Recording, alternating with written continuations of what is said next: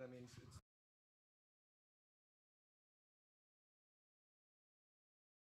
it's like just say something. Check, mic check, 1, 2. Testing. Yeah. Yep. Can folks hear me on there? Yeah.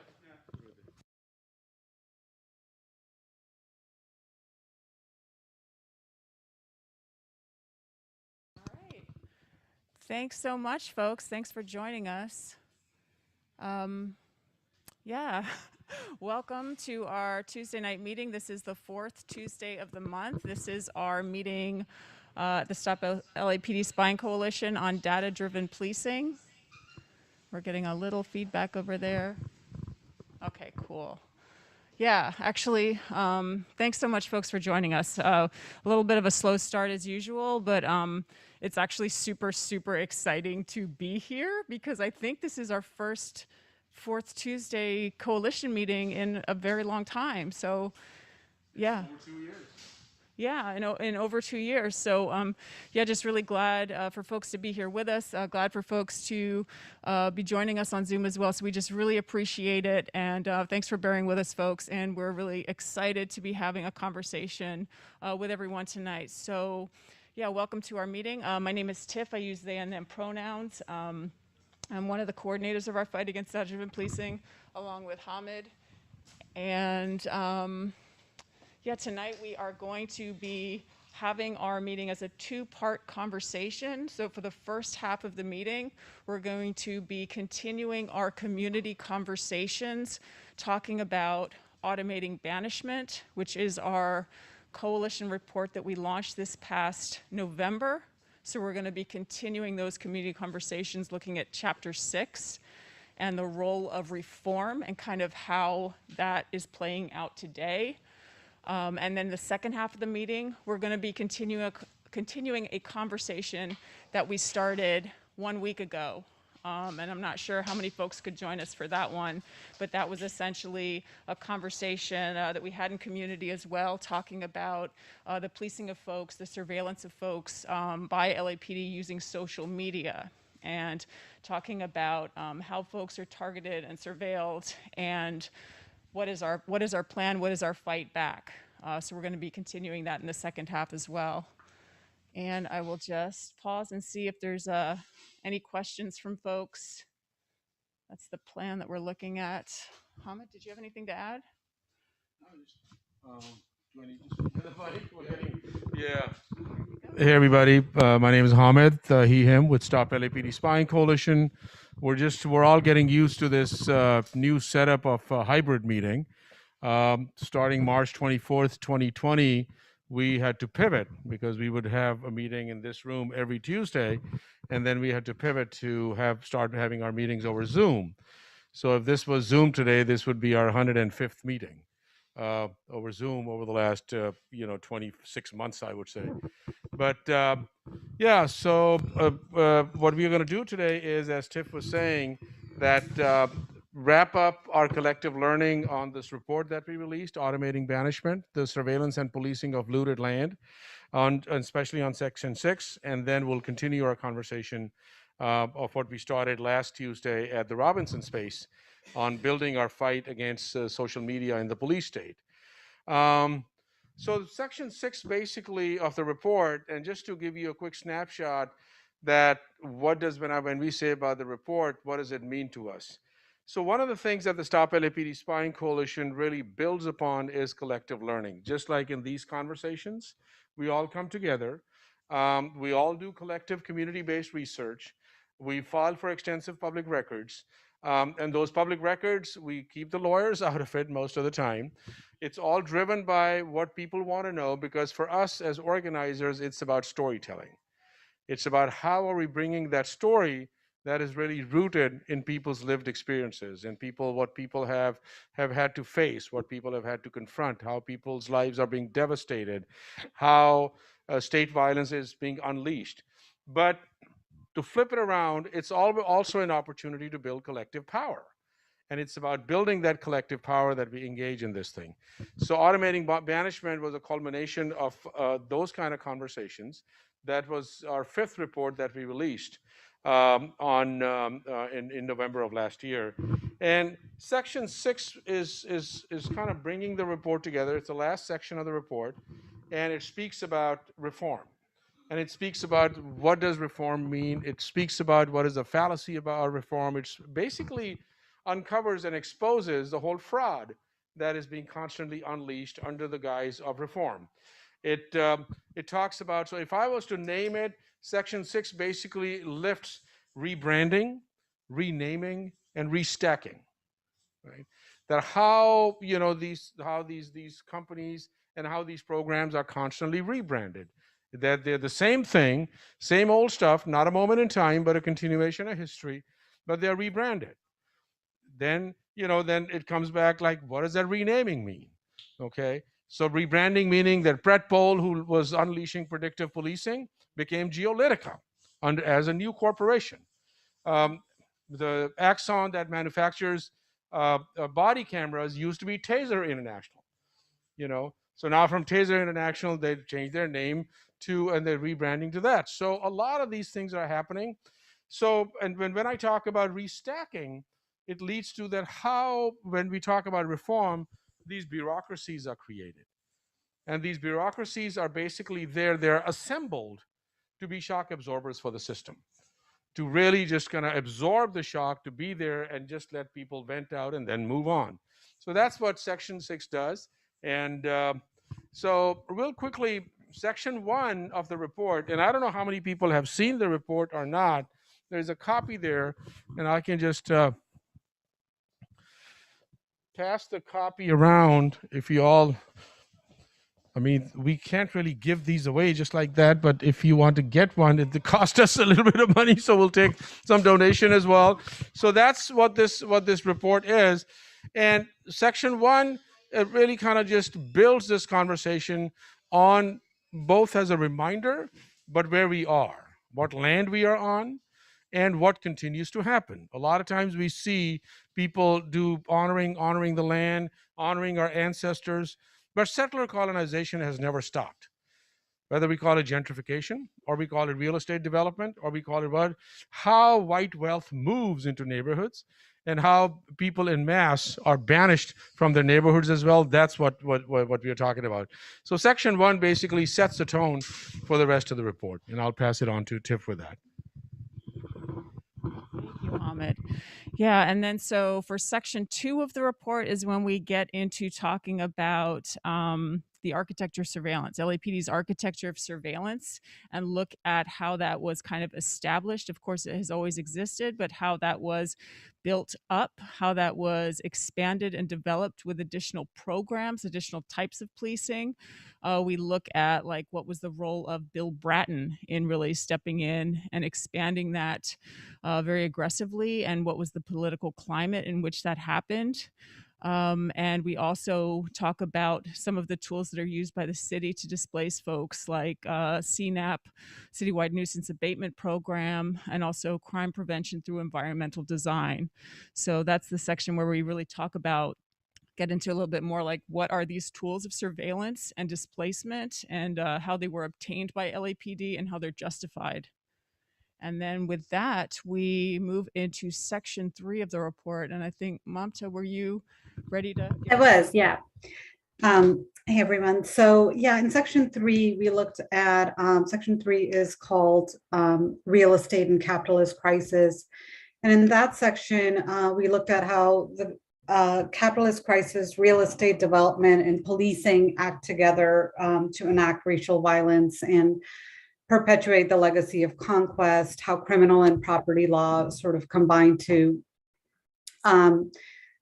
help both real estate developers and police sort of provide a legal framework for this violence, how the 2008 crisis in particular, the economic crisis, transformed the area of the Crenshaw corridor and displaced people and enable these land grabs to take place, how nuisance abatement lawsuits like through the CNAP that Tiff just mentioned allowed real estate developers to to get rid of people, buy up the land, and redevelop it into, so-called luxury properties.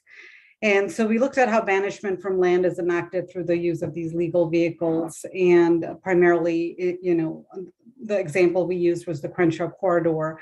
But in general, how data-informed policing kind of enforces the rules of the capitalist class, and how police then function as essentially the private enforcement for the wealthy developers. We also looked at the role of nonprofits and kind of coming in and helping, following this example of like public-private partnerships within these residential properties, and using sort of their services to provide, people subsidized housing that helps underwrite the costs of development. And so we kind of looked at the whole ecosystem, but focusing primarily on real estate development and the legal tools that they use to enact police violence. Yeah, thank you so much, Mamta. So yeah, after that, so after laying out all of that information and kind of that history in the report, we then take a look at like how are these predictive policing programs, how were the tools being actually applied to specific places in Los Angeles. And the two areas that we looked at, the two communities, first for Section 4, we look at the community of Skid Row. Historically has been, of course, very targeted, currently very targeted by police, very much a place where a lot of experimentation is done by the city as well, in terms of trying different tactics to displace people, to surveil people. And we looked at how, specifically with data-driven policing, what were the different ways that folks were policed, and what was the different effect of that. So we kind of looked at how, like with Predpol, it was essentially used as a border, like an electronic border, but it's a very literal border as well, to establish police along the edges of Skid Row, to kind of be assigning police to that area. And also with Operation LASER, how different areas, different SRO housing locations, hotels, were targeted as being places that were supposedly high in crime. And so police targeted these areas. So we looked at how like the policing programs were being used to contain, also to surveil, and then also to just be harassing, displacing, abusing people, all with that purpose of land extraction, essentially, to be banishing people from the area, to be containing people. And we also looked at the development plan and how that was in coordination with that. So that was Section 4. Section 5, we then moved into looking at South Central, and we saw how very different tactics were used there. And we looked at specifically the Crenshaw district and the Crenshaw corridor, and how Operation LASER had been used to police folks to target certain corridors, to target certain areas and businesses, and what was the impact on folks. And we looked at what was the experience of Black community members, Black entrepreneurs and residents versus wealthy white developers, and what was that different relationship that the city had and that police had with folks. So that takes us up to Section 6. And I know that was a lot of talking as well, and I know that's also not what we intend. So maybe I can pause here for a moment, and maybe like have folks is there anything that folks want to share? Like, are folks familiar with the report at all, or had a chance to check it out? Or yeah, no, that's okay. And actually, the intention with these conversations was very much that we were like, okay, we've just created this 90-something page report, and how do we try to kind of break it down and review it in kind of a more a slower fashion, and get more in depth with folks, and that's been our intention. And yeah, so but yeah, we're glad to have folks with us. Any questions there on the chat? Let's see. Okay, cool. All right. Hamid, do you want to? I was going to go into Section 6. Okay. I'm gonna start section 6. All right, so I will need my notes for that. Okay, so I'm gonna start section 6. So in section 6 is where we talk about, as Hamid laid out, yes, already.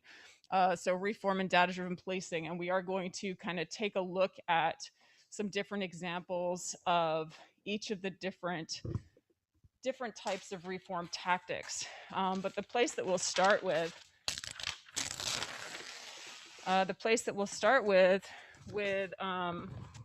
the story of data-driven policing in Los Angeles and reform is taking us back to what happened after Operation LASER got shut down and after Predpol got ended.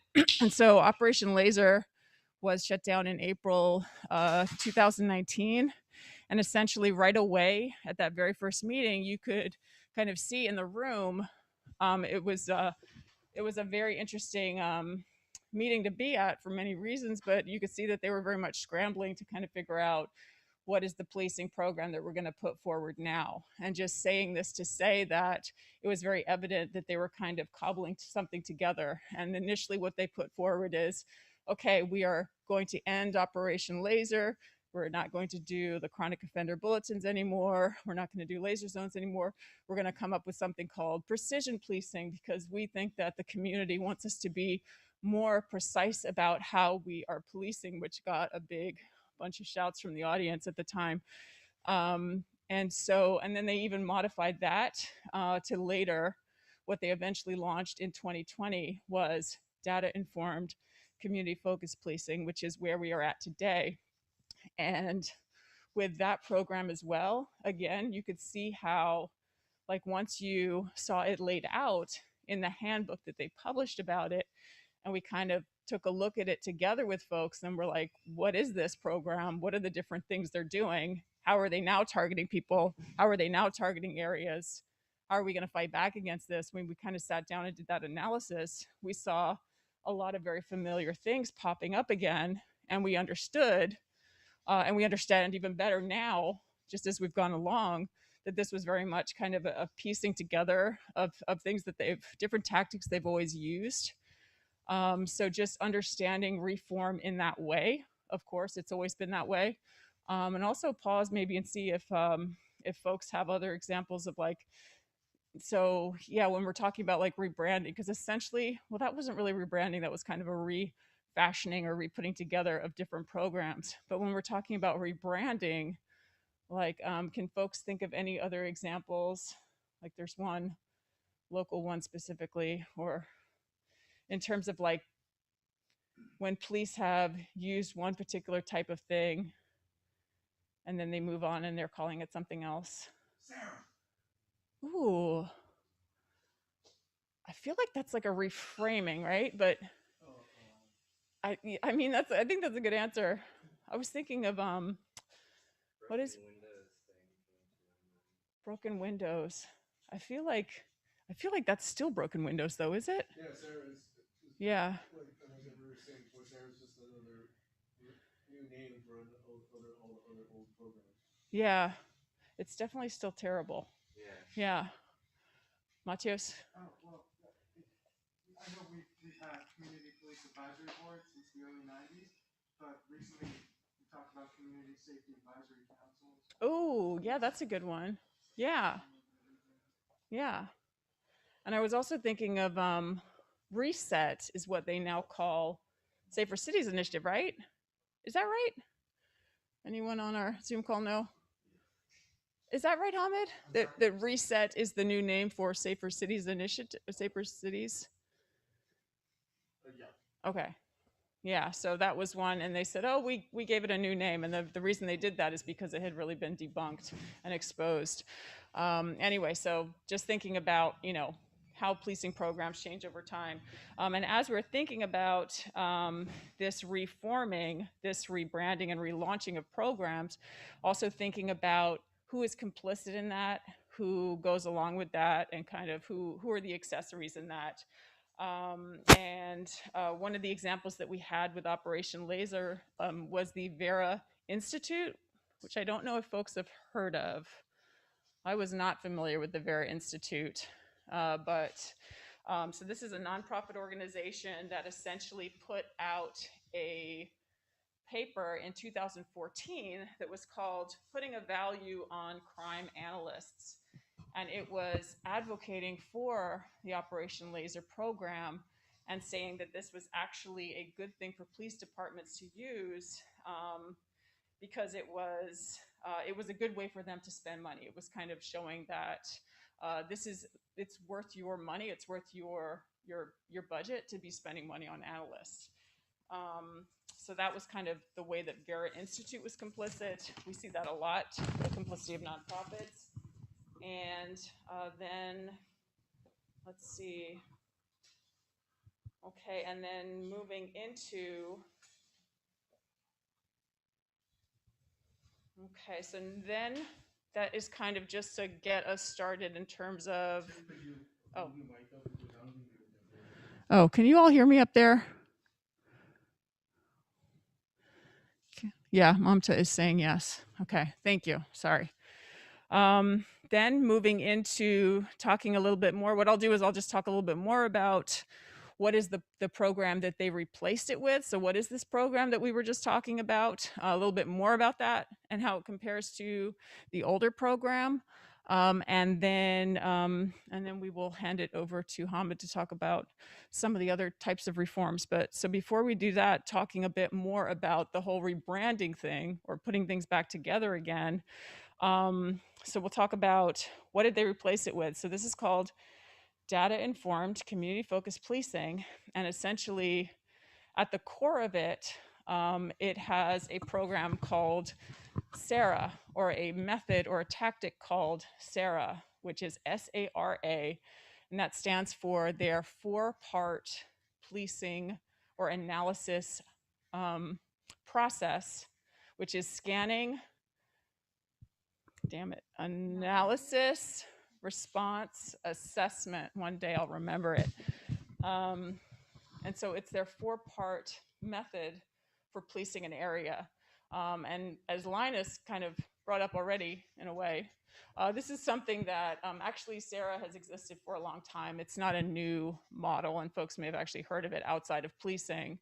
But it's something that LAPD had been using. And again, this is what Reform does. They kind of said, oh, well, we're launching with this new program. We're going to use SARA, but we're going to use it differently. We're going to use it, but we're going to have a form that everyone will fill out, because they said that one of the problems of the previous program was that not everybody was using it the same way from district to district or division to division, which of course was not what people were upset about.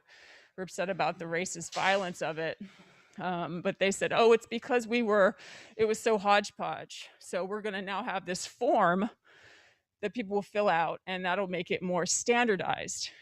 So that was one of the things that they did. So they brought SARA from the old program, kind of dusted it off, gave it a form, and said, we'll put it in the new program. Some of the other things they're doing is they're still continuing offender-based policing, of course. What they used to call anchor points, which were the areas that they would target and that they labeled as being most highly associated with crime. They now call those neighborhood engagement areas. They have brought in community policing even more. So again, community policing has existed for a very long time. But now, again, they're kind of bringing it in. They're saying, okay, now we're going to do data-driven policing, but we're going to do it together with community. So that'll be better because it's more transparent and community will see it. We're going to do it together.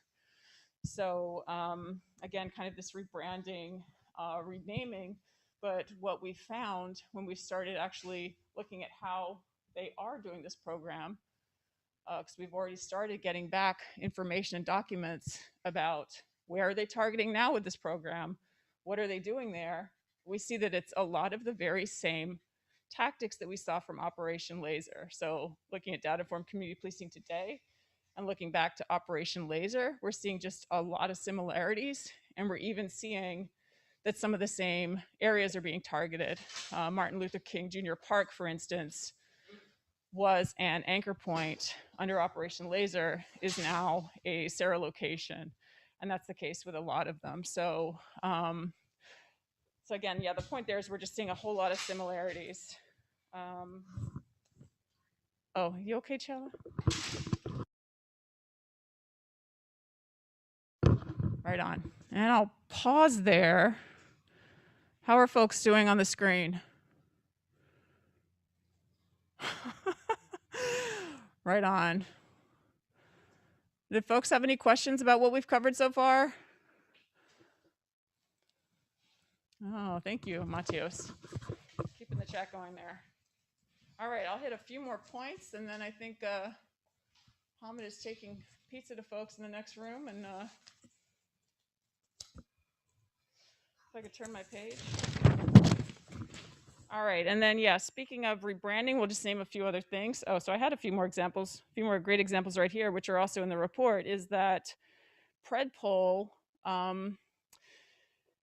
rebranded itself in March 2021, rebranded itself, kind of moved away from saying it was predictive policing and said that it is data-driven policing and put that right in its kind of tagline, and rebranded itself to call itself Geolytica. And it says, we run operations for public safety teams to be more transparent, accountable, and effective. So we see this shifting away from this notion of being about predictive policing, which was very, very trendy for a while. And kind of people were like federal agencies, police departments were happily engaging in what they were calling predictive policing for a while, but now it's become like, no, don't call it predictive policing.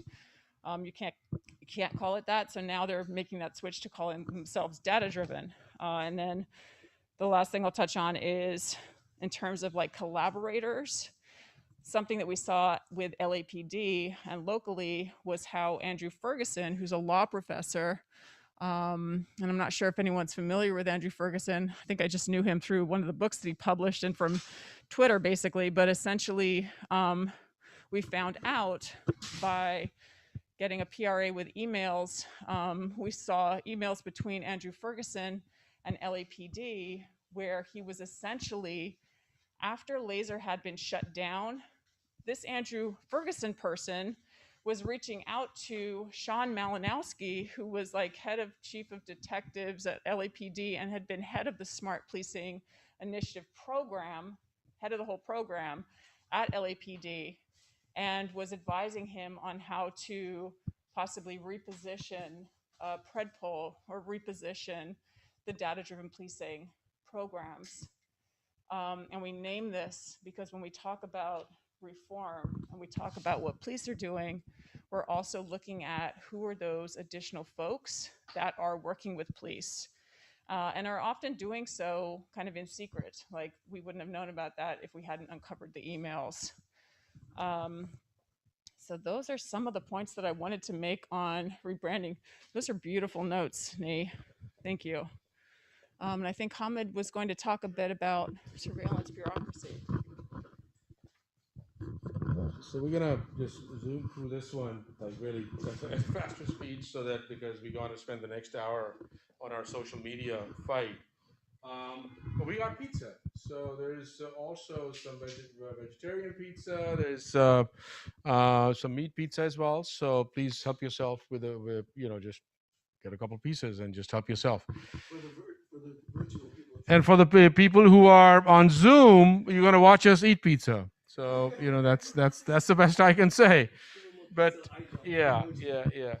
I mean, I think a lot of times these conversations can get really dense as well, and just because it's something. But I think what the coalition tries to do is to really generate this collective research and this interest into how are they coming at us, how are we being targeted, how are we being contained, how are we being controlled, how are we being criminalized, and particularly how are we being surveilled, and what are the ways that infiltration is happening. So it's done in a much broader ecology of things, and bureaucracy and creating these legal frameworks is one of those things, where how these legal frameworks are established. We have the LA Police Commission, supposedly as an oversight body, right? Then we have the city attorney's office. That's something that legitimizes that this program is legit. Then we have all the supposedly their own internal investigation department, their own audits, when we have the inspector general. So all of these things are created to create an illusion of like control. It create an illusion that we are in service to the people, and this is what we are doing. So, just I would really, and I'm going to pass it on to Mamta now, but I would really, strongly suggest people, if they have time, read the report. It's very telling. It really builds us from the ground up, and it really provides people a lot of information and the history of how. And last thing I would say is that it constantly, one of the things we like to do is to stay on the train, because a lot of times we are constantly playing catch up. We are out on the streets when somebody is killed. We're out on the street, massive sweeps are happening. We're out on the streets where encampments are coming down, just violently, right? But I think Sarah, what earlier Tiff was talking about, is a policing model. So our goal really is that yes, we can always be reacting, but how are we, just preparing ourselves for our defense? What's our defense looking like? And that's basically the message that we are trying to get to. And I'm going to pass it on to Mamta now. Okay, so I was gonna, and I'll try to sort of make this a little bit shorter as well, so we can get into the meat of our part 2. But I was going to talk about community policing, which we discussed in section 6 of this report. What I guess I'll point out a few things about community policing, which is that in sort of ideology and function, community policing can really be understood like as a strategy of counterinsurgency, right? So like the combination of data-driven, meaning sort of amassing and processing mass amounts of data through mass surveillance of our communities, with the concept of so data-driven with community really for police are means the colonized bodies that they're occupying, right? Like on occupied land. So combining data-driven with community serves to kind of enact the same police terror and violence, but under the guise of community engagement. And the origins of this term really go back to the 1970s, and it emerged kind of in response to the anti-war movement and the Black liberation movements, where the police also faced a crisis of legitimacy. And so community policing in that sense kind of, right, like is meant to quell dissent, quell and quash resistance. And so anytime there is sort of mass mobilizations or mass resistance to police violence, you see this like upsurge of spending in these like community policing programs, which sort of try to whitewash and sanitize the image of police as really sort of, social service workers who are there for humanitarian aid. And so it's kind of easy to see like how community policing really kind of fits in with counterinsurgency tactics of the US military abroad. So, we won't go into this, but if you read like the section 6, there are 2 excerpts. One is from the US Army Counterinsurgency Manual, Field Manual, and another is from the LAPD's announcement of their data-informed community-focused policing. And they're both kind of like talk about the same ideology and the same function of community policing, to kind of embed police into communities, recruit informants and snitches, and get buy-in from the community, right? Like embed yourself into the community. And there's a quote from Bill Bratton that I will read that kind of really encapsulates this notion. And when he was asked about predictive policing, he said, predictive policing relies crucially on community engagement. It can work only when the police are seen as part of the neighborhood rather than as an occupying presence.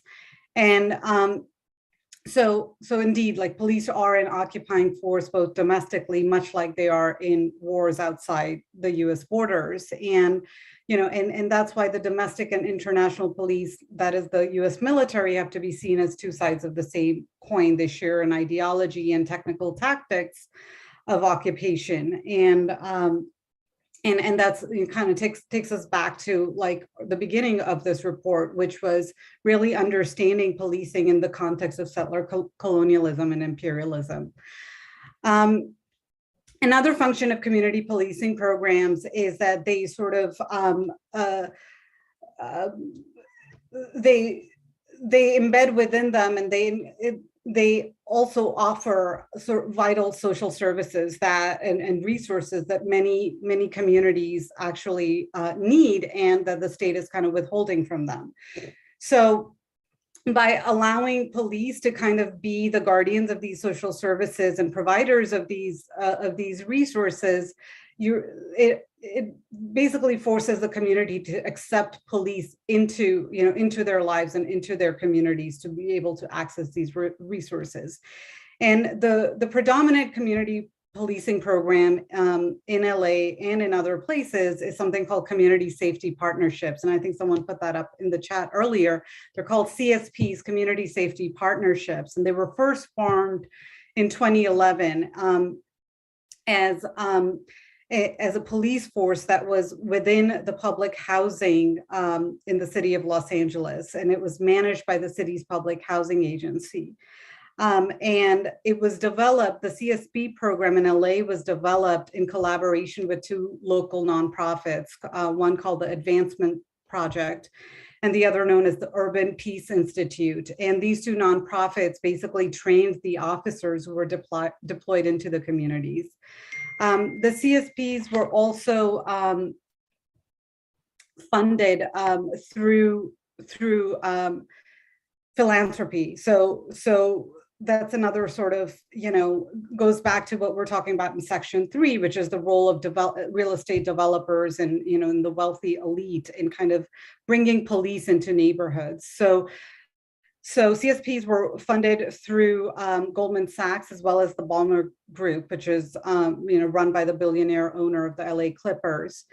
And he also mandated that the city match his funding with permanent tax dollars after his donation expired.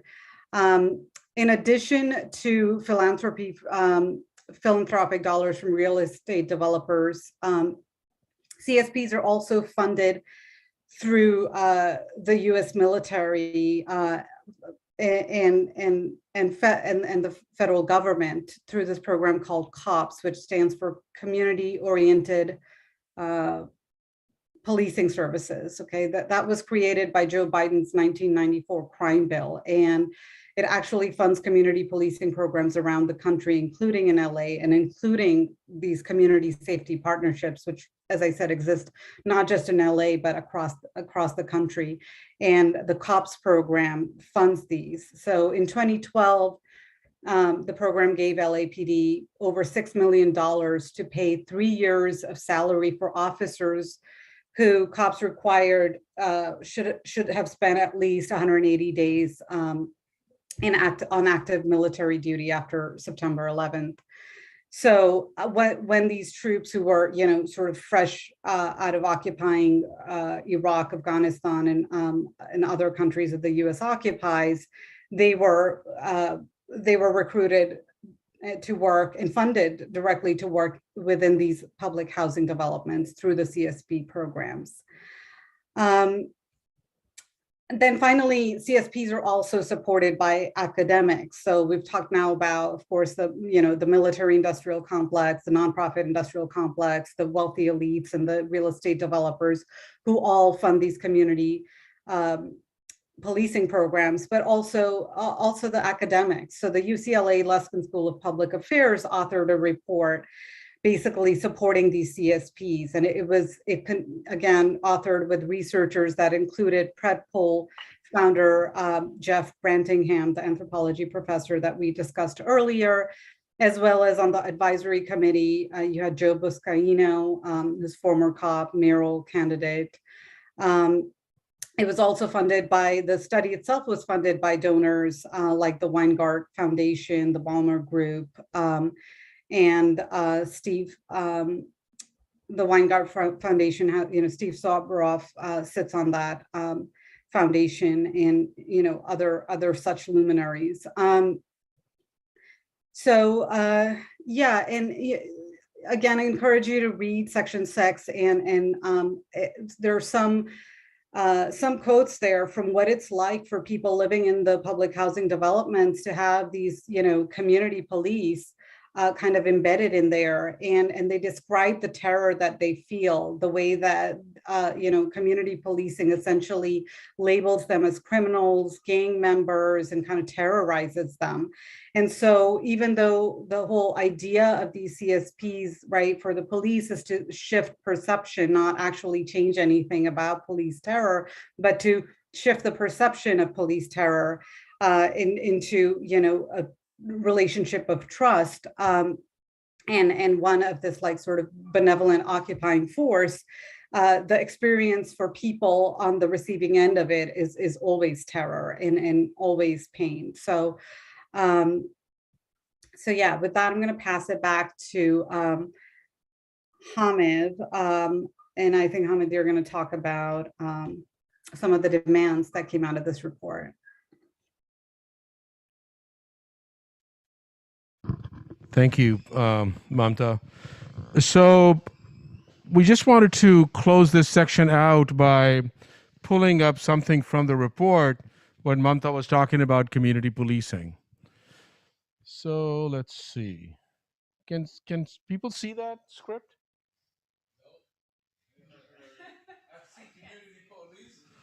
Okay, how about that? Can people see that?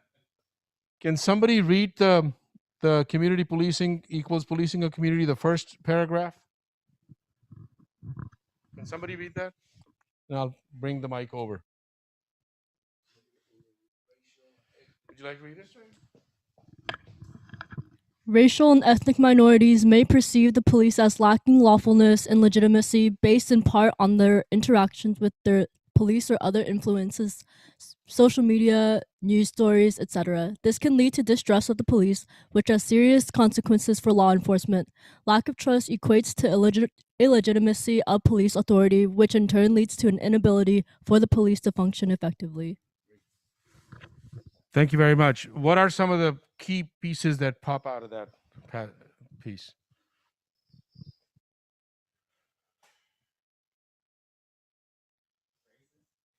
Was that racist? Building trust, legitimacy, right? That's what they're trying to do. Let's scroll it down a little bit to the next passage. That thing is directly from the U.S. Army's counterinsurgency manual. Can somebody read that one? Legitimacy determines the transaction costs of political and government power. Low legitimacy may breed contempt on the part of the population and may require extensive prodding and incentives by the government to secure compliance of the population. High legitimacy generally invites compliance by the population and therefore requires less effort by the government to ensure compliance. An illegitimate government's only method of controlling its population is coercion, which can be resource intensive. Thank you. So what we are trying to get to is that the LAPD is constantly now pushing this community policing narrative. It's about community policing. It's about going into the neighborhoods. It's about coaching basketball to kids. It's about creating safe passages so kids can be walked to school safely. It's about keeping the kids away from those gang members, right? So this is exactly what now the US military does as an occupying force.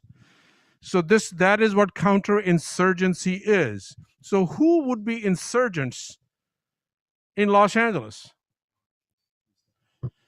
Who are the insurgents? So insurgents are people who reject the authority of an occupying army. They're like, fuck off, you're on our land, right? Or you have occupied us forcefully and you're oppressing us, you're controlling us.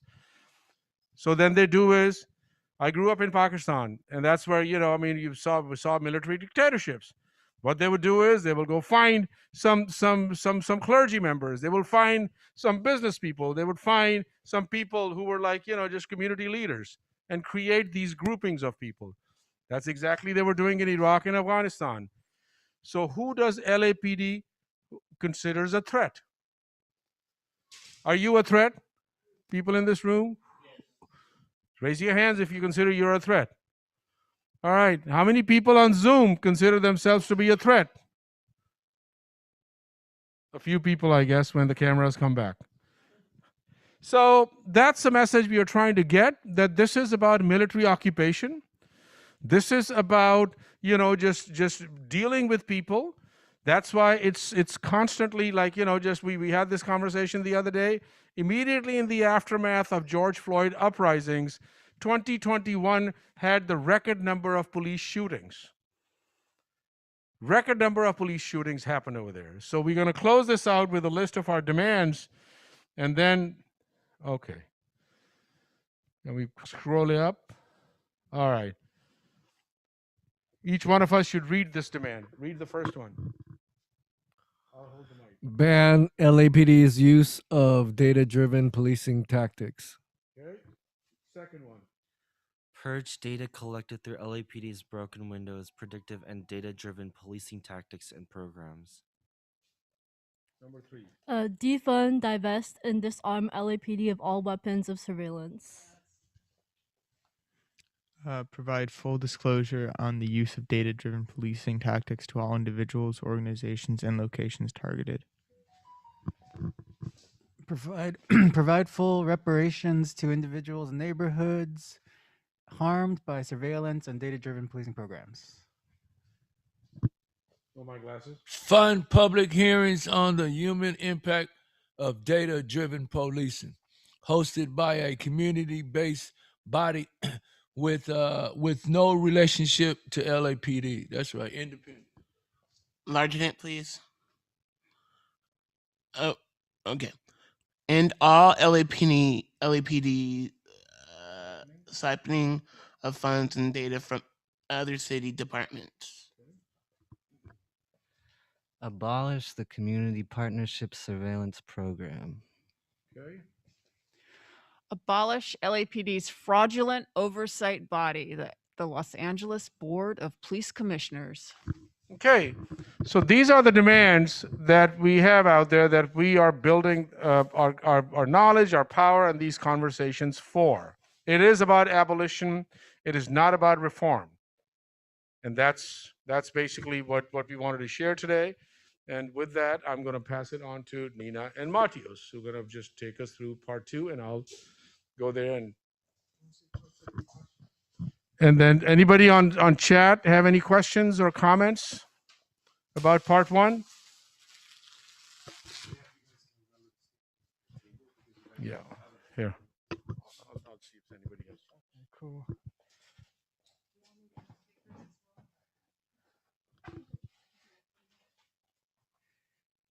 Hey folks, thanks so much for tuning in. So like Hamid said, I'm Matius, by the way. I use he, him pronouns. Hey y'all, my name's Nee. I use she, they pronouns. Yeah, and like Hamid said, we're going to continue our conversation we had last week in partnership with the Brennan Center of Justice at NYU, talking about social media surveillance. Some of you folks might have been there. Some of you may have not. So we're actually going to kick it off by doing a quick little overview of the Brennan Center's findings and then asking you all some questions. So I think, yeah, let's get the doc going. So last week, for those folks that weren't there, we had a great panel at the Robinson Space with Rachel, the deputy director at the Brennan Center, and Sam Levin, reporter at The Guardian, along with our very own Hamid Khan, talking about social media surveillance, the LAPD's usage of social media surveillance, and their usage of third-party tools. And so the Brennan Center, through some public records request documents that they got, compiled this really great list of different companies that LAPD used to monitor folks' social media. And so we've got a list of some companies here. Geophedia, they talk about Voyager at some point, and they even highlight some of the hashtags that the LAPD highlighted. So we've got hashtag Black Lives Matter, Say Her Name, Sandra Bland, Tamir Rice, Chief Beck. We've got LAPC Fails up there, which is a coalition that Stop LAPD Spying is actually a member of, along with Black Lives Matter Los Angeles and White People for Black Lives. And if we want to scroll down. So yeah, they talked about a few third-party tools. And when we think about these third-party tools, it should be thought of in the context that Tiff was kind of talking about earlier, the LAPD's architecture of surveillance. So these are all just sophisticated means of infiltration. It's what the LAPD's been doing forever with different tools in the past, and this is just a new way of doing it. And so we're looking at data miner over here, and yeah, so it tracked protest movements and social media in that way.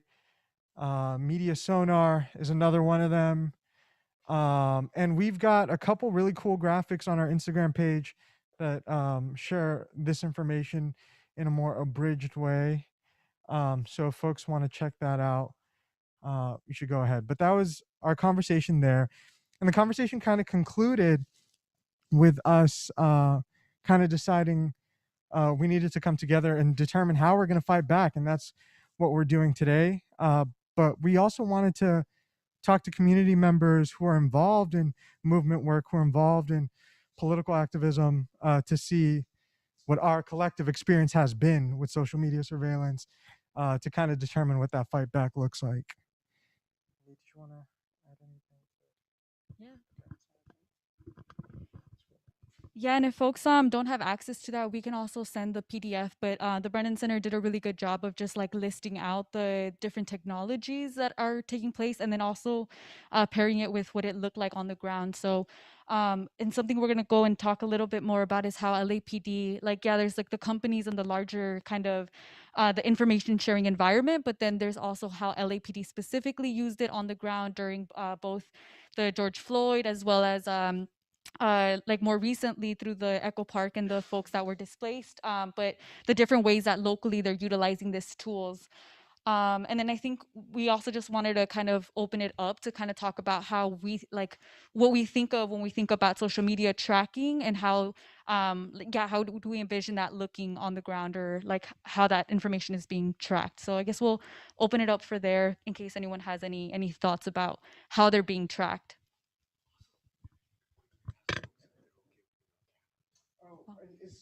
Is everybody okay with being on camera? If you're not, that's okay. Yeah. You're cool. Okay. We're just gonna, while you're speaking, we'd like to. Cool. So yeah, what do folks think social media monitoring looks like by the LAPD? And also, what do folks think the relationship between social media companies and law enforcement is like? Do folks have any examples of what that might be like? This is also, so the question for those of you in Zoom was, yeah, what do folks think social media monitoring kind of looks like for those of us on the ground? And also, do folks have any sense of what the relationship between social media companies and law enforcement entities is like? And feel free to type that into the chat. And for folks present, oh yeah, here we go. We got Chella. The biggest one I can think of is, I think in 2015, Corinne Gaines, a Black woman, was on Facebook Live, and literally she was streaming as police literally bombarded her door. She was telling her son to be strong, and they shot her. They killed her. And the police / FBI worked with Facebook to get it taken down. So, like, you know, just being able to work with the vets to being able to be like, what is shown and what's not shown. Yeah, so they can more easily craft their narratives, right? I just wanted to point out that, like, from a legal perspective, any information you give to a social media company is no longer protected by the Fourth Amendment. That means if the government wants to access that information, they go to the social media company and they can probably get whatever they want for it. So just knowing that, like, individuals don't actually have a lot of legal rights for information that you give up to a platform like that. So it's something to be mindful of. Yeah, and I think that should definitely be part of our fight back considerations too. Like, how are we keeping each other safe? Anybody else? Yeah, please.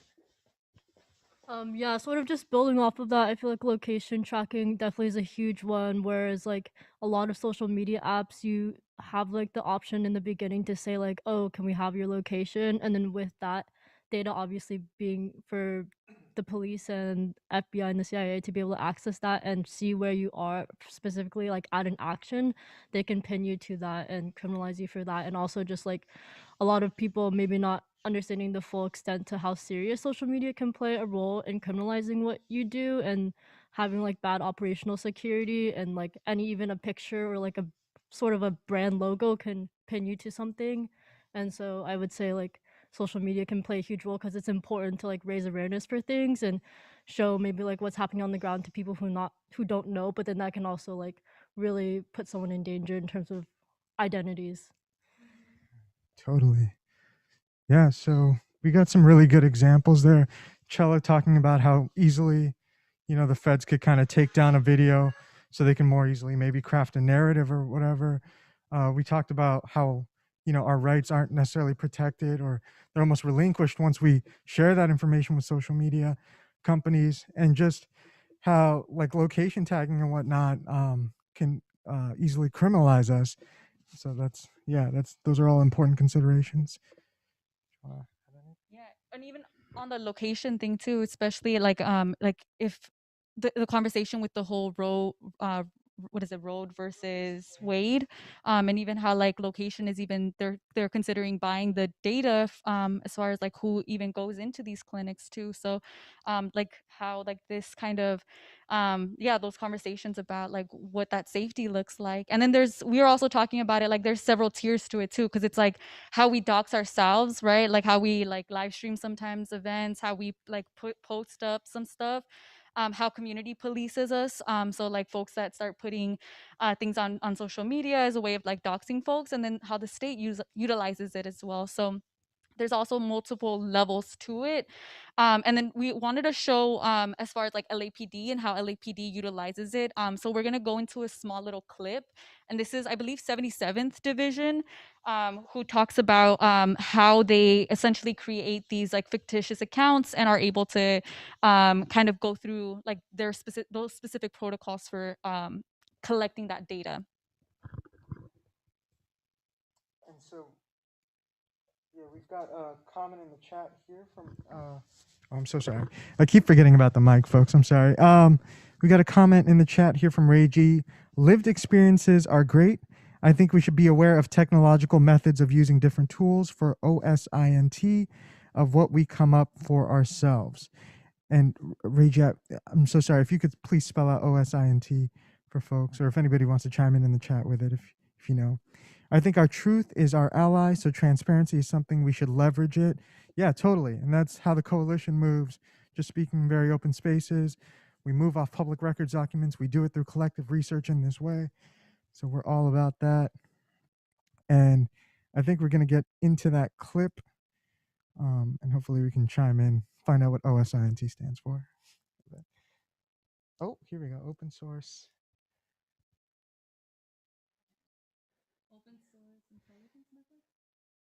Oh, okay. For learning about people and institutions. Right on.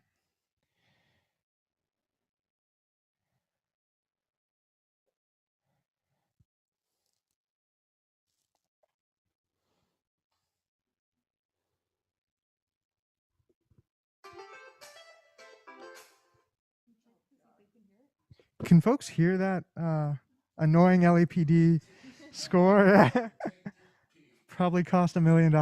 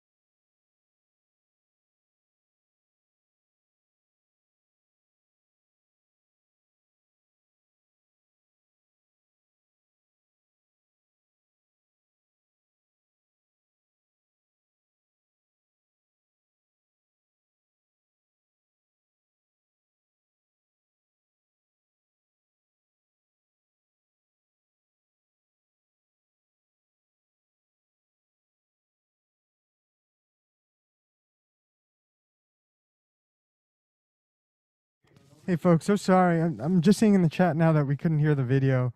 It's short, so we're gonna play it again. We're gonna share audio this time. Let's make sure we did. Hey guys, Folks here at I'm this time? Detective Jared Oh, go ahead. Timmons from 77th Division, and today I'm going to show you guys on patrol how you can freeze or save Facebook and Instagram accounts.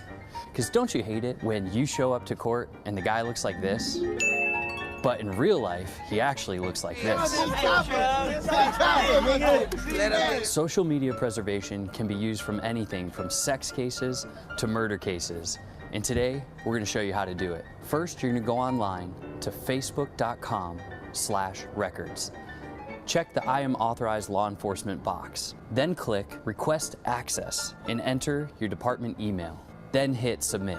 Now go to your department email. Make sure you check your focus and other inboxes as it could be sent to either one. The email is going to be from Facebook or Instagram and it's going to be titled Records. Click the link and it'll take you back to Facebook. Now you fill in all of your information. Once that's complete, hit OK. Now at the top of the page, click Preservation Request. You can enter in either your incident number or DR number to give you access. Below that, you'll find a drop-down menu. Make sure to select either Facebook or Instagram for the account that you're trying to preserve. Then select the date. This is going to be the date that the victim or witness told you that they last observed the incriminating evidence online. Now you're going to enter in your suspect's information. For Instagram, just simply enter in the username. For Facebook, enter in the full URL. And remember, don't use your personal account, as you may pop up on the suspect's feed as friends you may know. Make sure to set up a dummy account. It's easy to set up a dummy account, and if you need help, you can always refer to your local area detectives. You can also obtain the suspect's URL through using the victim's account, of course with the victim's permission. The other thing you can do is you can have the victim or witness email you the full URL or username to your department email. Now once you see the date and name pop up, that's how you know Facebook or Instagram has located your suspect. Now all you have to do is check the box that you attest that you're law enforcement and hit submit, and you're done. This is a great tool for all law enforcement. Remember, you're not messing anything up. All you're doing is preserving evidence so that when we go back and write a search warrant, the evidence is there. If you have any questions, contact your local area detective. And remember, be safe.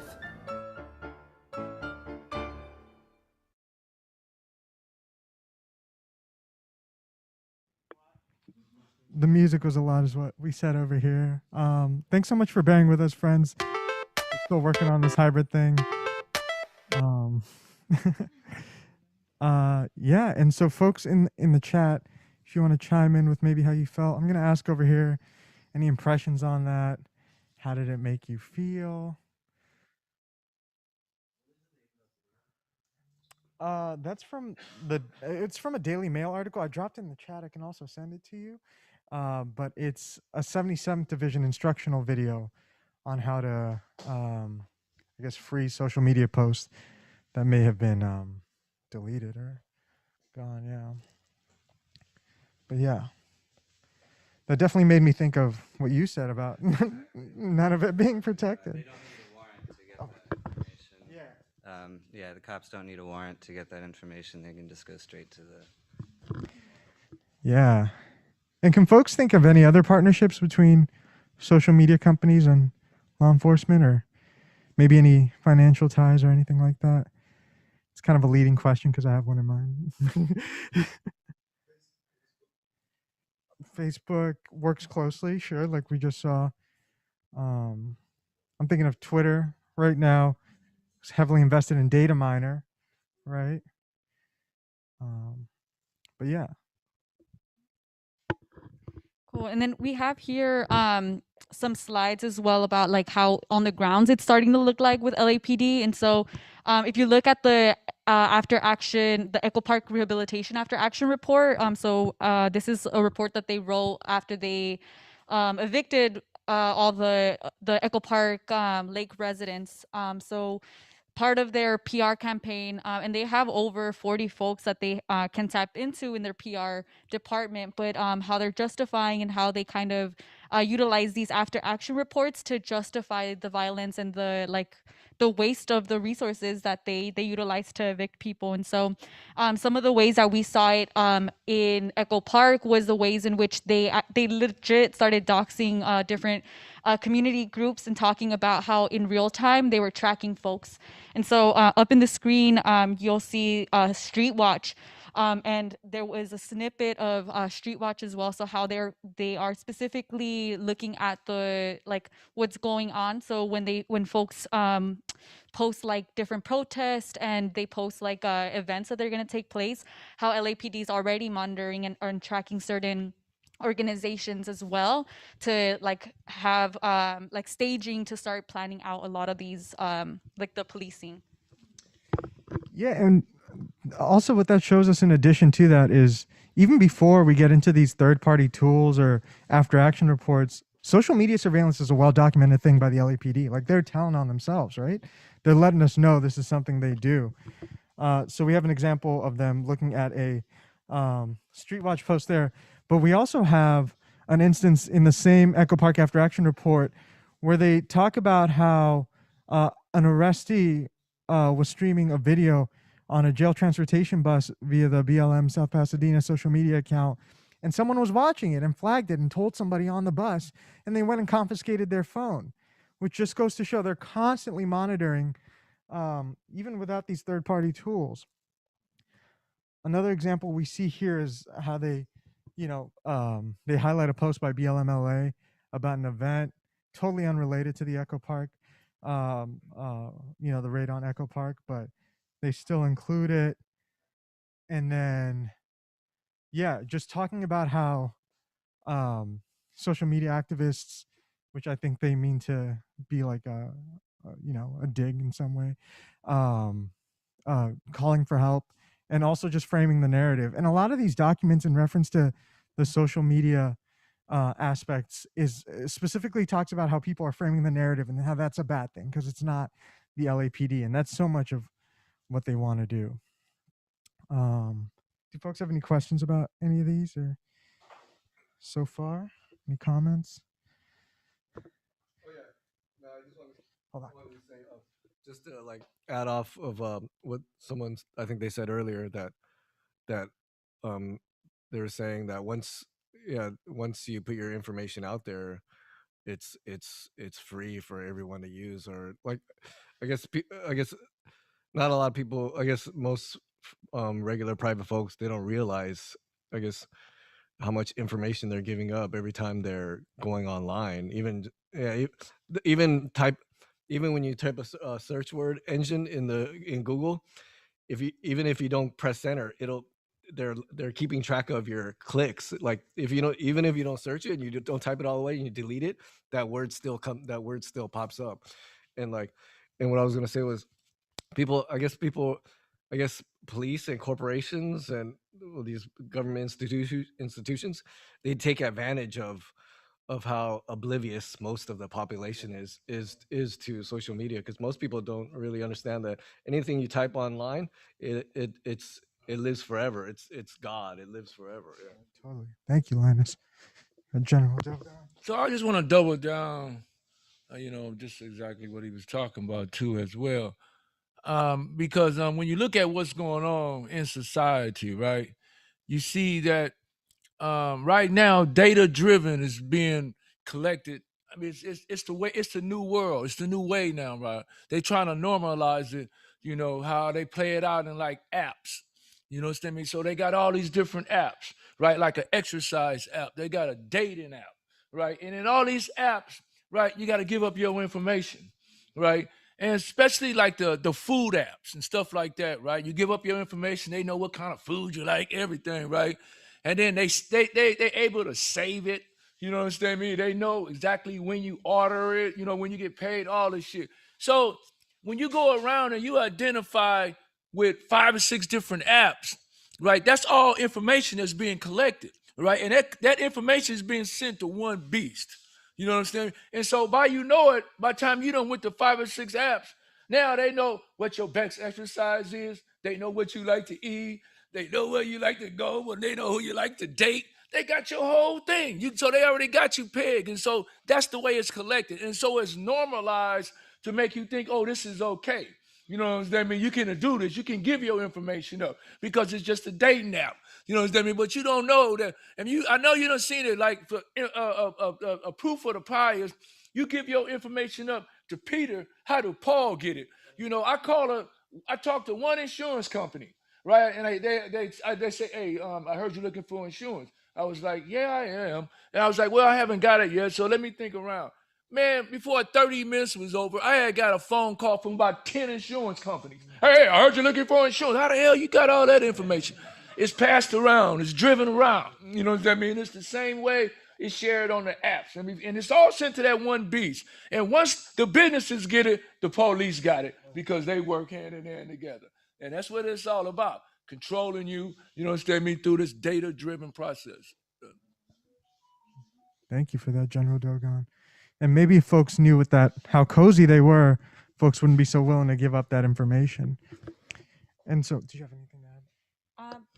Just on the framing bit, like that folks have been kind of talking about is even in this report, they talk about how like what was going on in Oregon, right? And like the autonomous zones, how they even quote the reclaim movement and how like folks were reclaiming houses. And so like this narrative about the state and the city's fuck ups when it comes to like not the housing crisis, but the crisis that they created, because we know that there's enough resources. It's just not like that's not the priority to house people. It's not a priority to give people what they need. But how like they literally talk about that, like, oh, the narrative that's existing in the media is because of social media and because people have like are able to put their like what's actually happening as opposed to like just hearing about it from the cop side, which we know is pure, it's propaganda.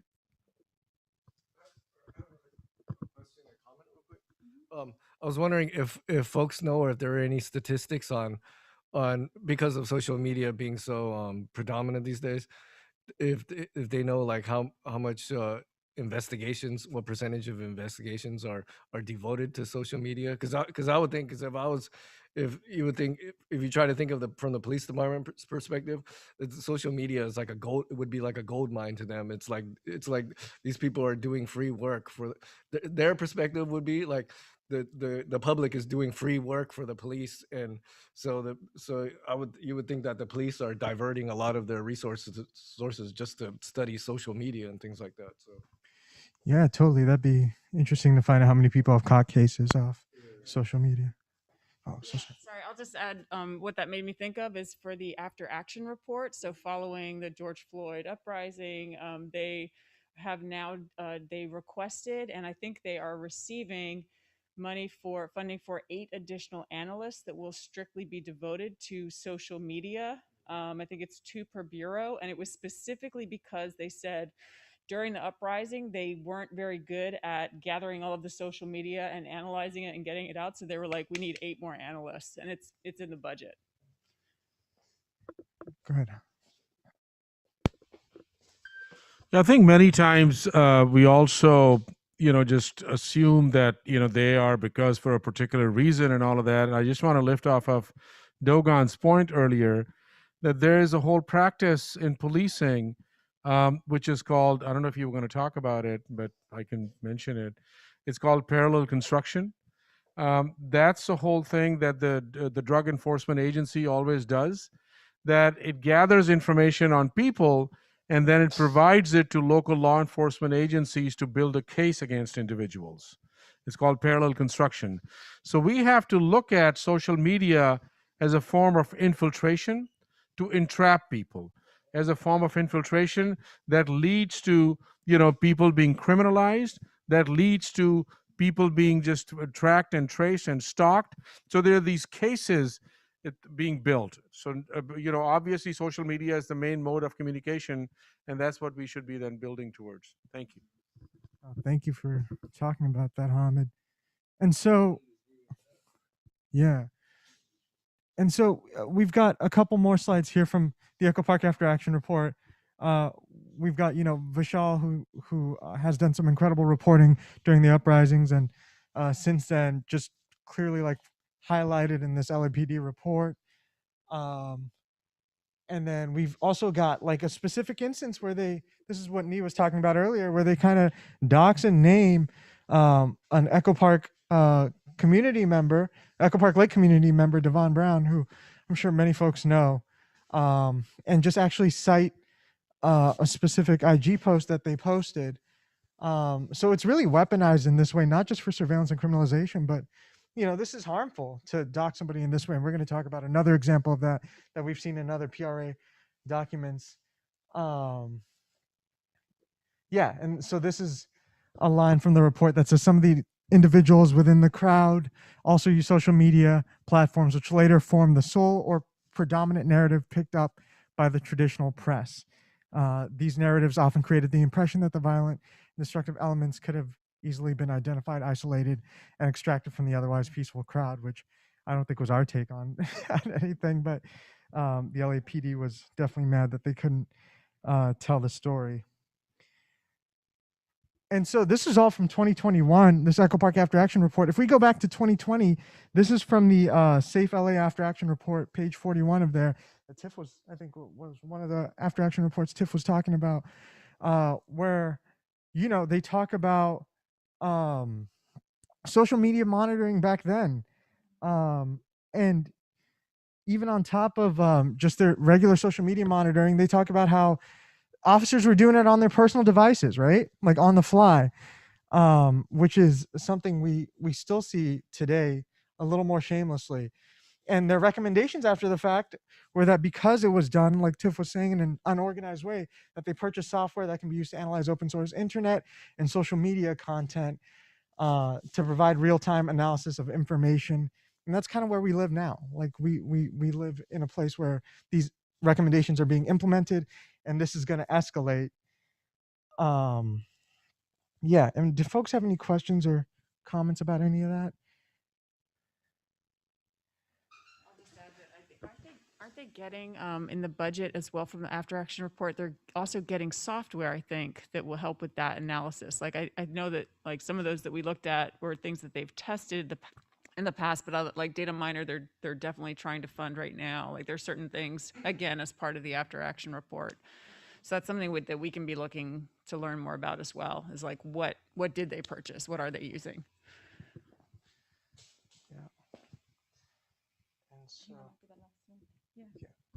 Yeah, and so just the next section. So we want to also plan out the fight back, because I know it's like one thing that we talk about in the coalition's building power, not paranoia.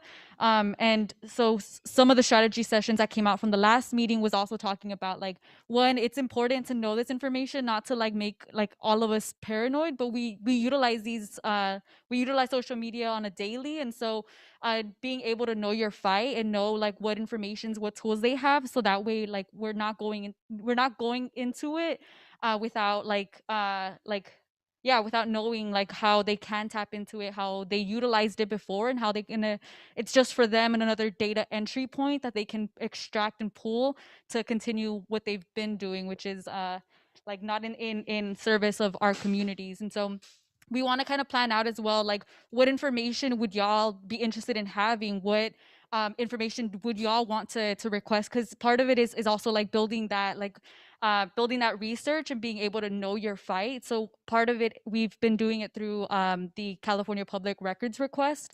So trying to get more information about how LAPD, like what information LAPD has, even like I know personally, I would want to know like, is there any way that we can get the fictitious or the fake accounts and what that looks like as well. So just like a strategy session, what information would y'all want to have? What request and what other information can we ask of LAPD? The police reached out to one of an org that I'm in with a screen capture from I think Instagram, saying, do you know the person in this video? We want to ask them questions. Can you give us their phone number?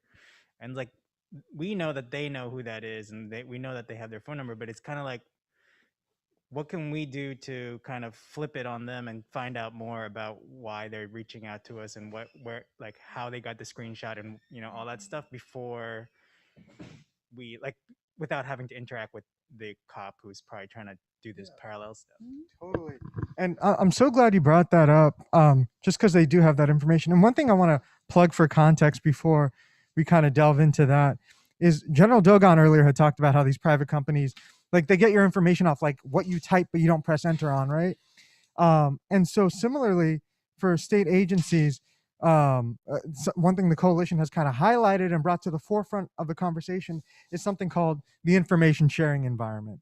So just even from local agencies like the LAPD to federal agencies like the Department of Homeland Security, like the feds, sharing this information through fusion centers, right?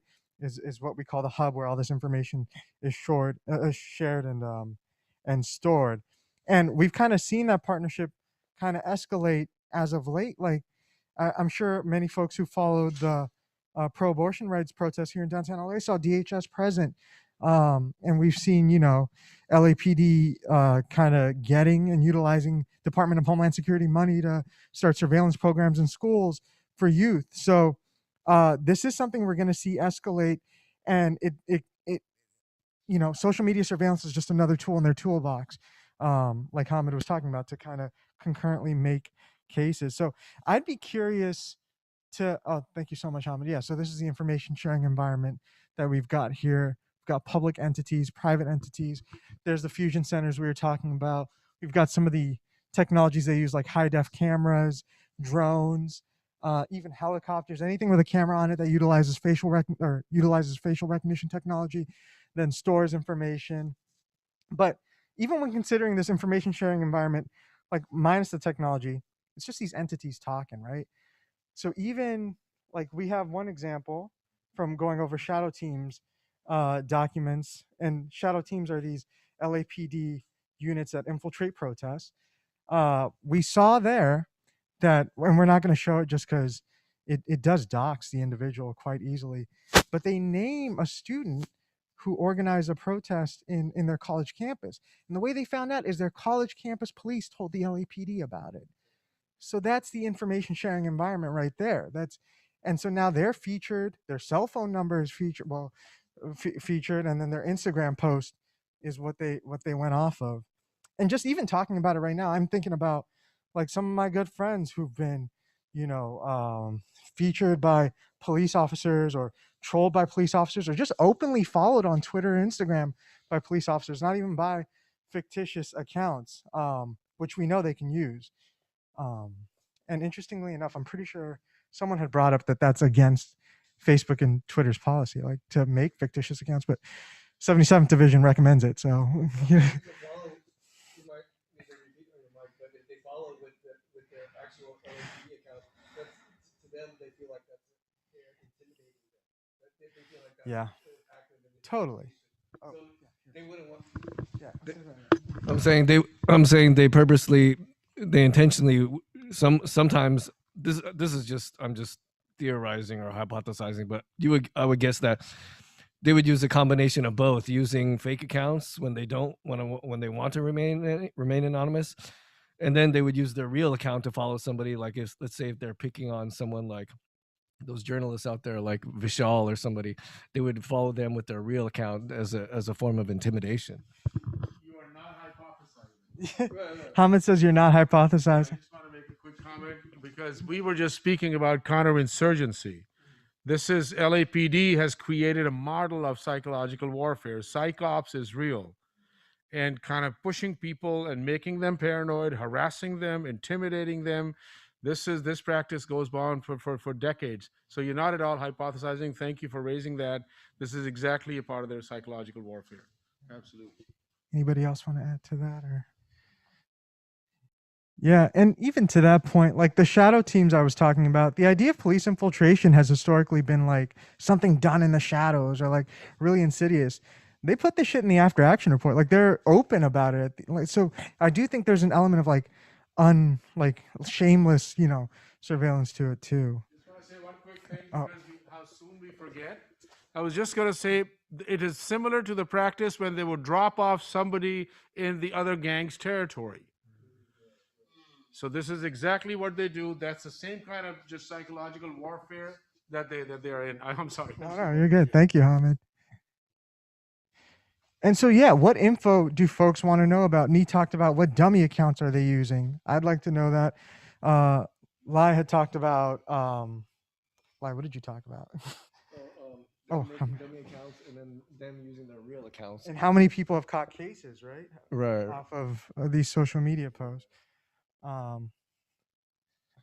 yeah. And folks in the chat, please chime in with any questions or comments.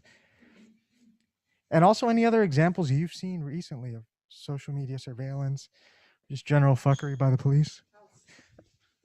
I always wonder how students are surveilled. I think that's something we've talked about at a coalition meeting, like how students are surveilled, especially in terms of like the TVTP program and that kind of thing. Yeah.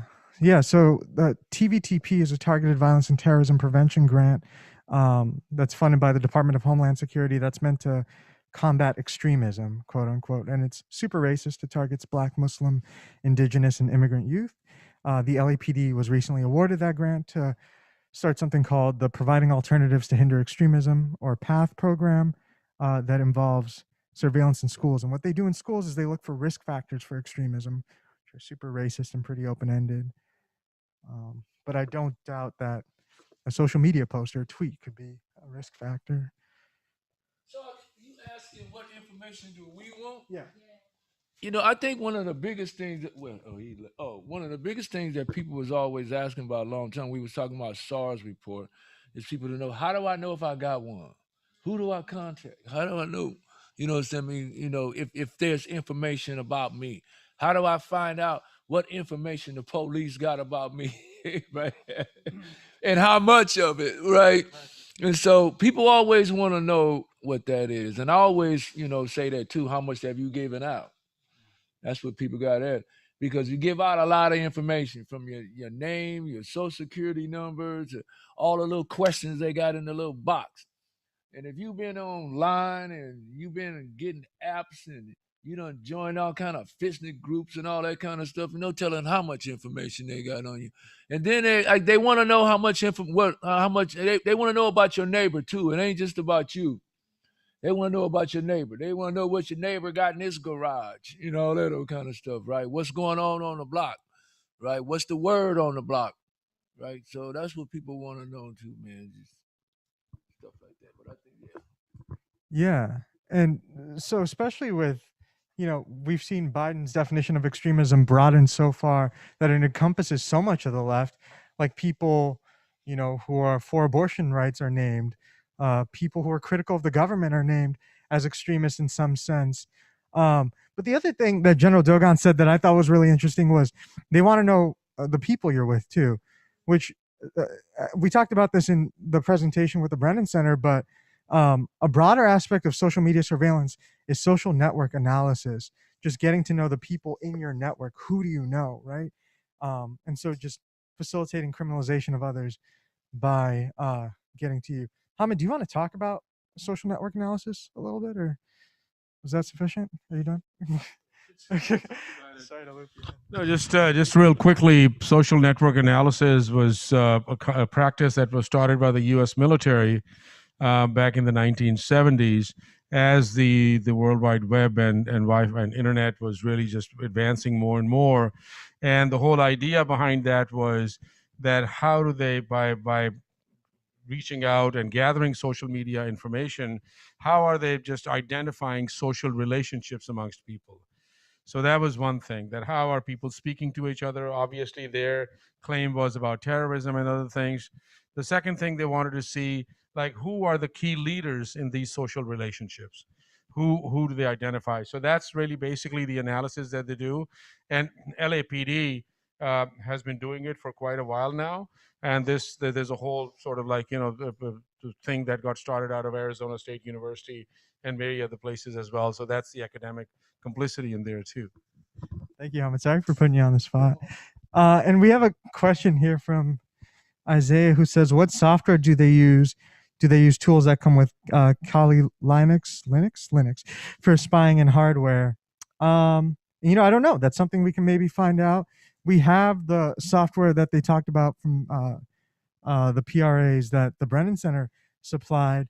And we also know that LAPD uses software and even, I guess it's hardware like Cellbrite, which maybe Tiff can talk about what Cellbrite does.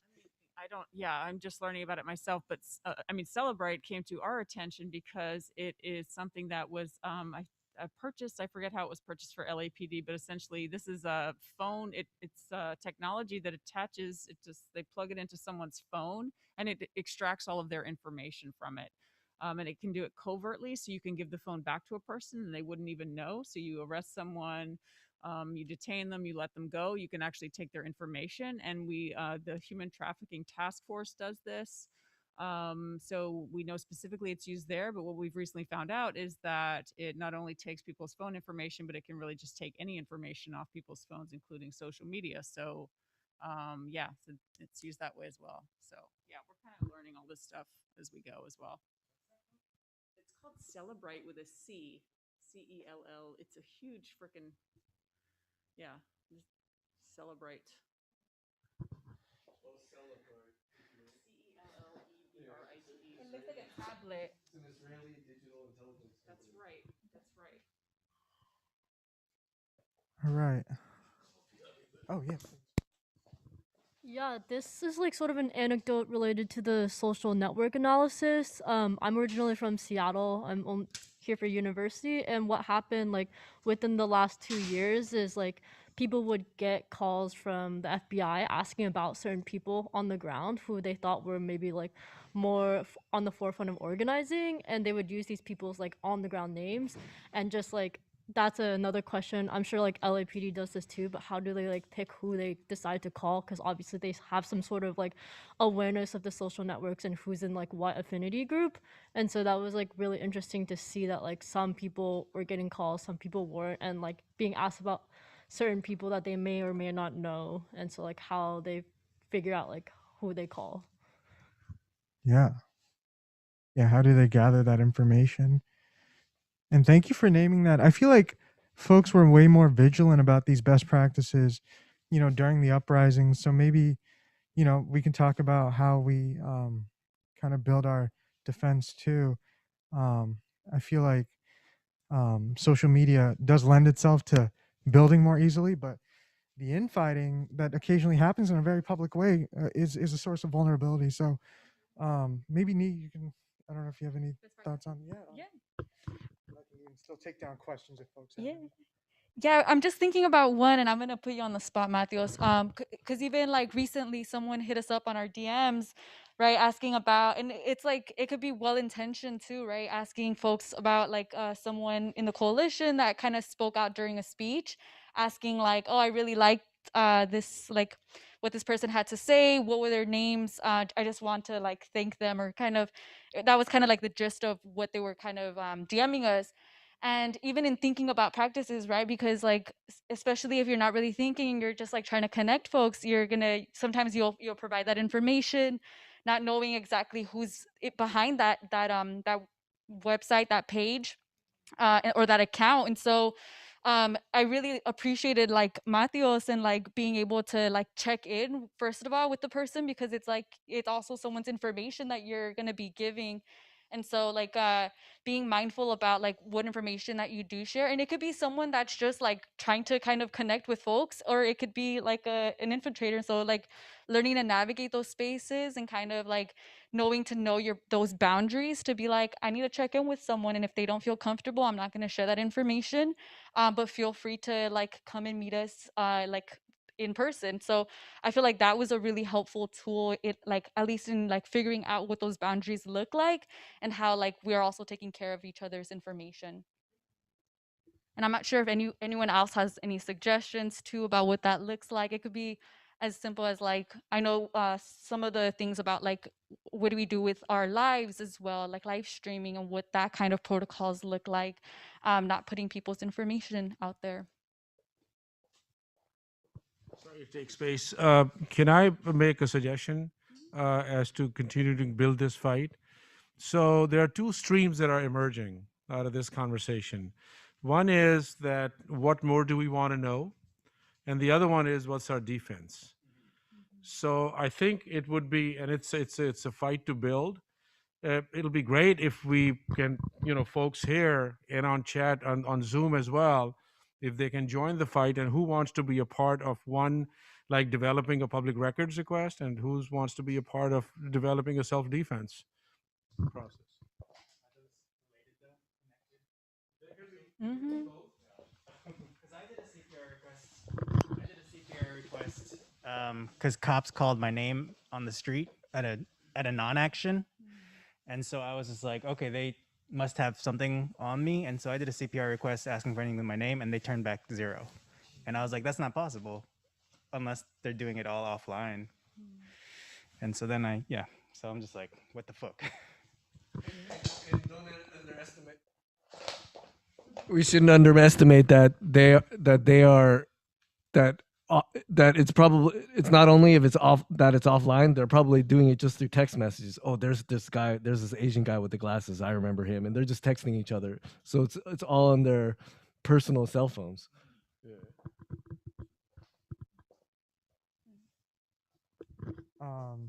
Yeah, totally. And so, yeah, that's how the coalition does our work, is what I said earlier, is through the building of these, through community discussion, developing these PRA requests, and forming an analysis of that information all together. But yeah, if folks want to plug into the chat or in real life here, and see if you want to join either one of those groups, and there can definitely be crossover, please let us know. So we're coming up to the end of the meeting here at 7:51. Well, one thing our friend over here pointed out was, this is, we talk a lot about like social media and these technologies and Cellbrite. It's all information gathering, is something Hamid likes to remind us, even in the most analog sense. And so even the social media monitoring is implemented through other I guess, functions that the LAPD has. Tiff earlier had talked about SARA, Scanning, Analysis, Response, and Assessment, which is a problem-solving model used by the LAPD in data-informed, community-focused policing. And we actually have a work group around SARA, and so folks are welcome to plug in there as well to kind of see what that looks like. And we've got a comment here. Okay. What the time commitment is. All of our work is volunteer driven, so it's really what you can give. We hold meetings that are once every 2 weeks, once a month generally. Sorry. Yeah, we have a working meeting that meets on Mondays about halfway through the month. And then we have working groups that tend to meet every 2 weeks or so. And we very much understand, like, folks have a lot of different things going on. Folks are able to plug in different ways. And so, yeah, I think we're pretty good at like staying in touch with folks and being able to plug in with folks when is best for them and when folks are available. Yeah, exactly. Because this work is community driven, we're gonna make it work for y'all. So, and maybe we can type our email in and folks can email us. Oh, Philip, you're signing on for both? Nice. I've got your email, Philip. Bye, Philip. Thank you. Yeah. Go ahead. Yeah, so I'm seeing here in the comments that someone also said, I wonder how we can use the public arrest records released by the city to do our analysis. Is this information too vague for our purposes? Is it a starting point that can lead to other themes like geography and case types? What other public information are available?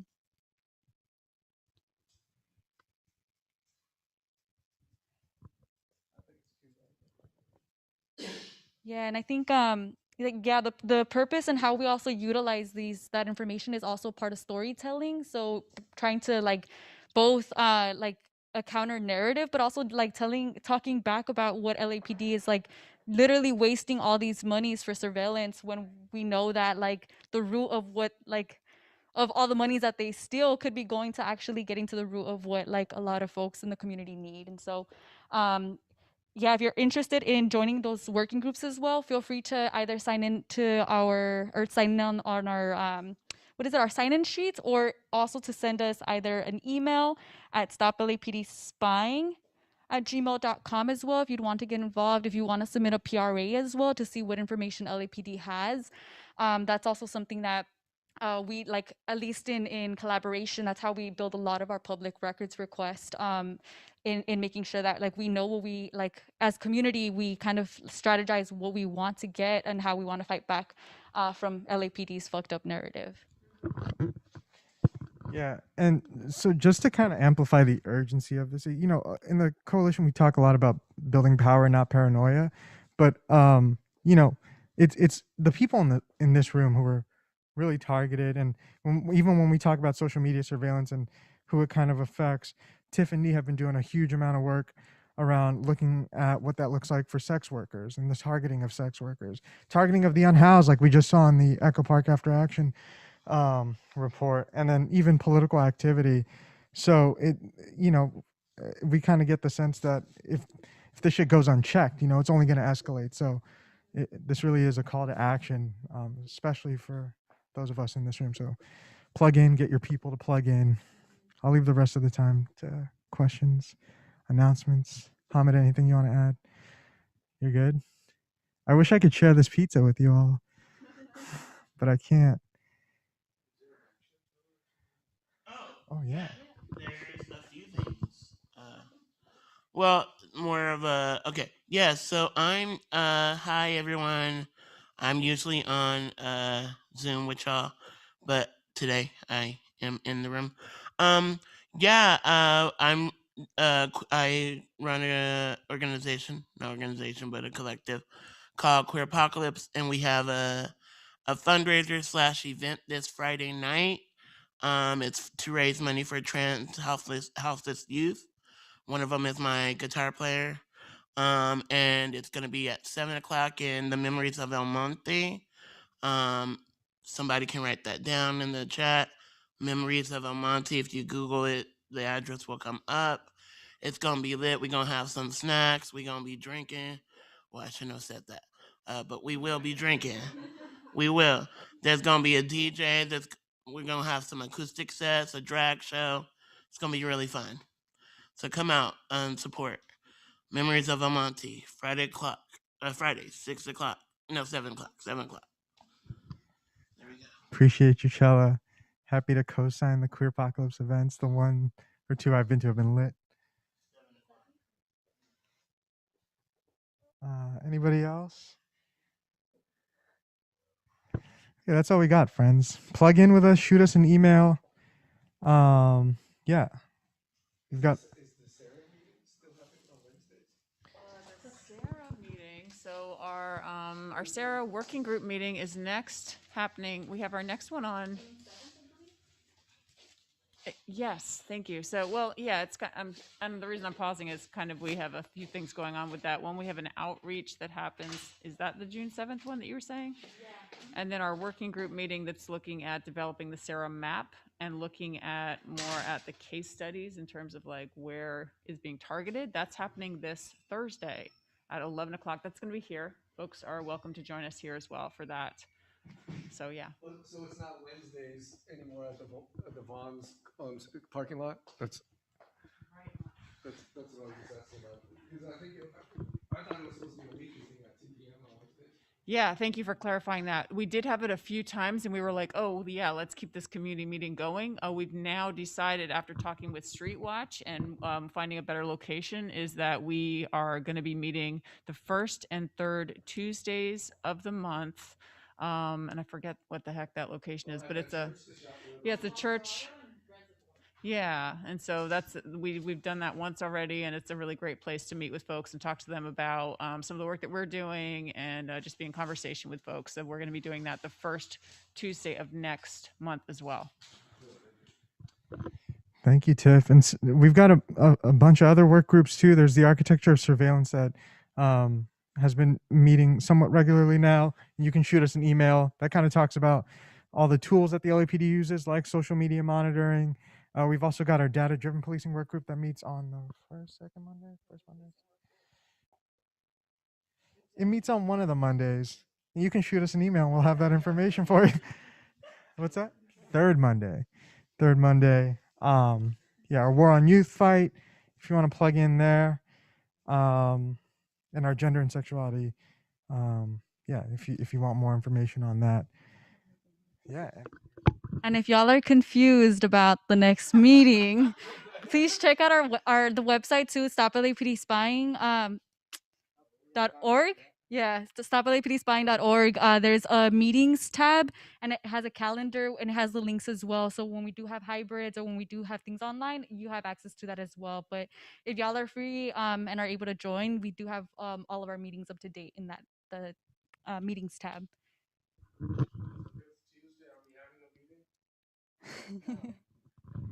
The 5th Tuesday. We're not. Yeah. Next Tuesday, the 5th Tuesday, we're not having a webinar, but please join us on the first Tuesday of the month for our gender and sexuality. Cool. Thanks so much, folks. Donate to Stop LAPD Spying. Stop LAPD Spying at Venmo. You get a cool poster. Donate $50 or more. All right. Thank That's you. all right. Bye, everyone. Bye.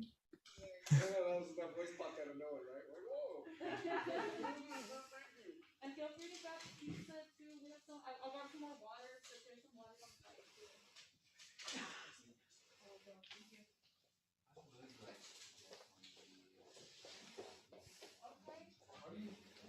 You in the Zoom on your end?